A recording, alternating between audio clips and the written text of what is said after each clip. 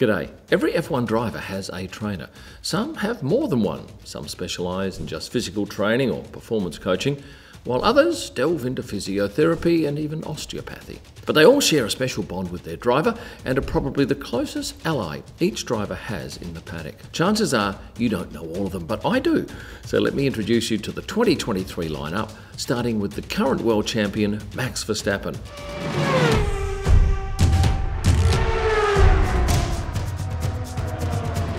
Max used to be trained by Jake Alliker, but in 2019, Bradley Scanes took over the role. Brad's a dad of one and has worked with Team GB, training gymnasts and basketballers.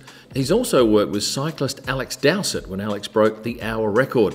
I asked him what Max's greatest physical strength was, and he said his neck. Brad's one of many trainers based in Britain and is employed through a company called Hinsa, which provides about half of the F1 field with trainers. Next up, Sergio Perez. He has two trainers, Xavi Martos and Jose Canales. They also train other clients, but come race weekend, whichever trainer is with Checo is getting his full attention. Next up, Nyck de Vries has partnered with Piru Salmela from Finland. Now you might remember that Piru trained Pierre Gasly for his time in F1, but given that Red Bull employs him through Hinsa, he stays with the team and is now working with Nyck. First time I saw the pair together was in Brazil last year when they were running the track on the Saturday night. So who did Nyck have alongside him last year when he got the call up to drive for Williams in Imola? Lars from Williams. Lars normally works alongside team principal Jost Capito. He got the nod very late in the weekend because he'd done it once prior with George Russell when George's trainer was unavailable. Yuki Tsunoda has worked with British performance coach Noel Carroll for a couple of years now, but he switched to an Aussie, Michael Italiano. Yes, Daniel Ricciardo's trainer for a good number of years. Came as a surprise to me, but with Daniel out and Michael wanting to stay in F1, he's managed to secure that role with Yuki. So what do these trainers actually do at the track? Well, there's a variety of things, including setting up the driver's room on a Thursday with their balaclavas, gloves, race suits, shoes, socks, fireproof underwear, helmets, and hands devices.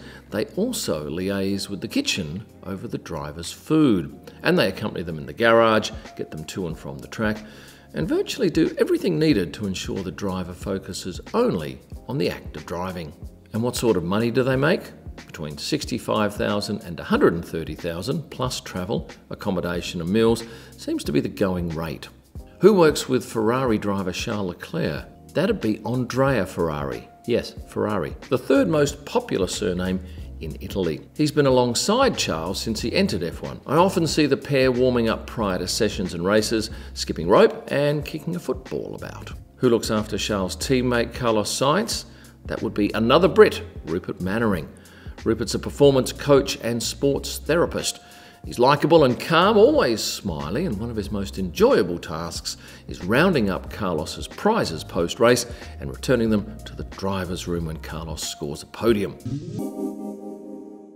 After quali and races, trainers will normally be the first person that sees the driver. They'll arrive with a towel, a drink, cap and a watch, and if there's no PR person, they'll escort them to the media pen or the press conference. Alex Albon's trainer is an Irishman, Patrick Harding. This is another trainer who's trained Olympians. He was lead physio for Team GB in Rio and Tokyo, and after Rio he worked at Arsenal Football Club and even played Gaelic football at the top level. F1 rookie Logan Sargeant has the second Australian trainer in the paddock, Ben Jacobs.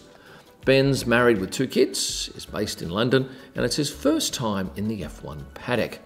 He knows Logan well though, having worked with him for 5 years now, and has also worked with Formula E drivers Mitch Evans, Alex Lynn and Tom Blomqvist. Next up is the only female working in this role, Lewis's physio Angela Cullen.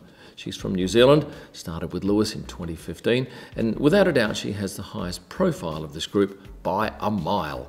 I did a whole video on Angela a few years back and updated it last year, and these are two of my most popular YouTube videos.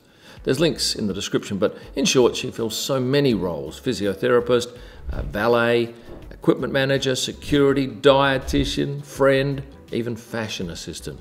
And she has a number of Insta fan pages devoted to her, as does George Russell's trainer. You might have seen this fellow on F1 telecasts. This is Aleix Casanovas.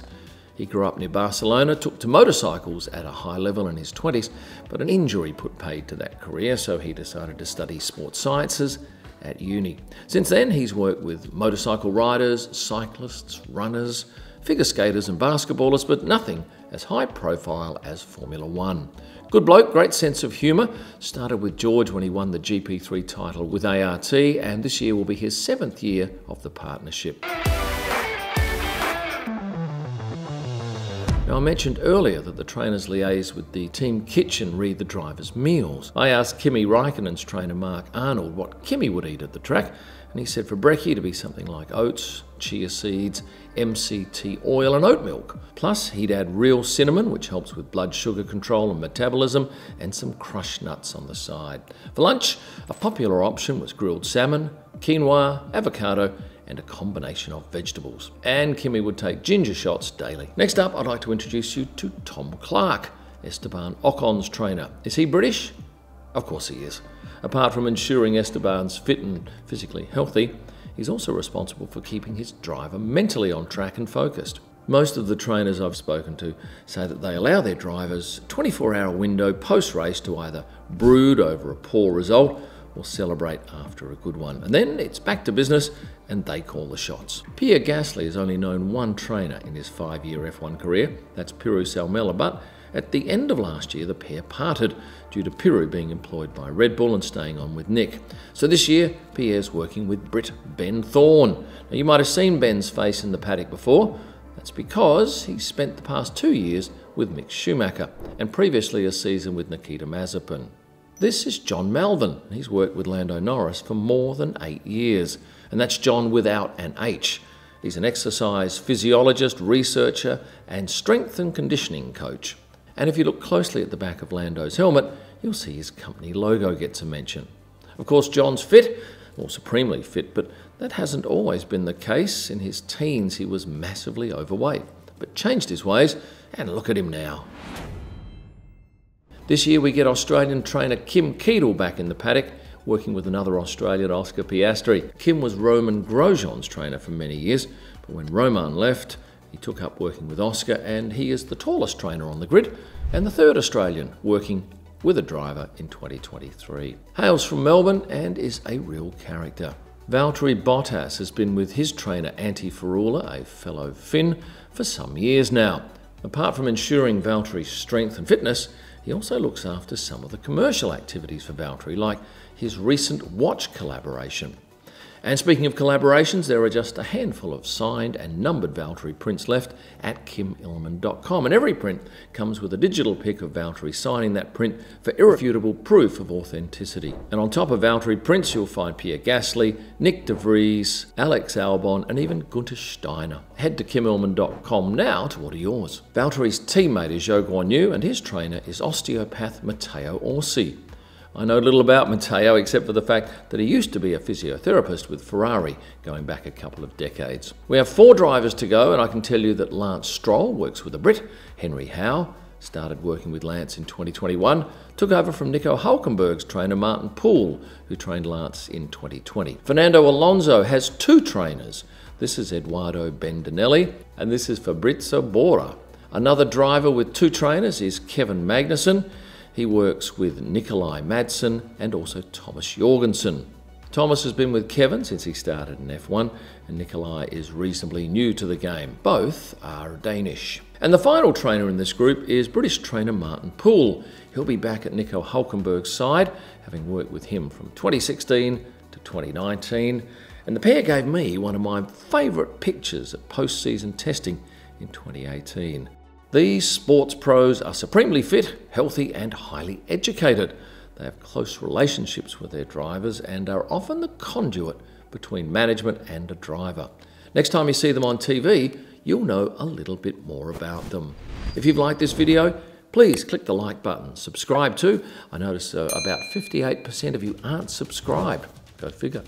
You'll find all of my digital images at prostarpics.com for those signed prints I talked about, along with F1 photo books, wall art, and a range of merchandise. Head to kimillman.com, and for my best images live from the track and all during the week, you'll find them at Instagram at kimillman. Thanks for watching, and stay passionate.